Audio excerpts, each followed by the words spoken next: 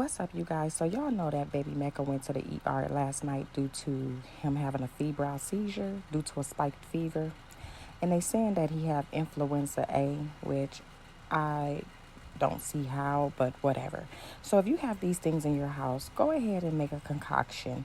And basically what this concoction is going to do is going to bring down the fever. So Epsom salt, peppermint tea, and rubbing alcohol and some water.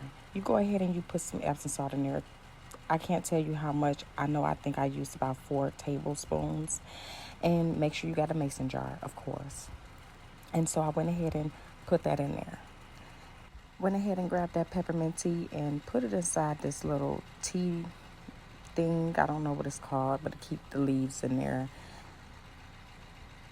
See, his fever then got up to 102 again. So I just was like, let me get up and make this because I had to think about what grandma used to do. Started boiling that peppermint tea put it on the stove and boiled it in the pot.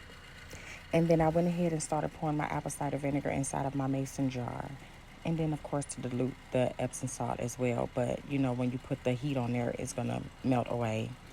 Pour some rubbing alcohol in there in the process of this tea, brewing.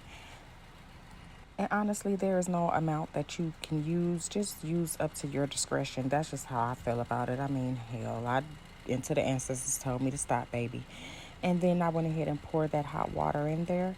And after I poured the hot water in there, I went ahead and diluted it with some water, just so it won't be as hot when I put the rag, on there. So shake that bad baby up and you have your concoction. And you just get ready to go ahead and start rubbing it on your baby. Now, we used to use, like, for an emergency, just rubbing alcohol.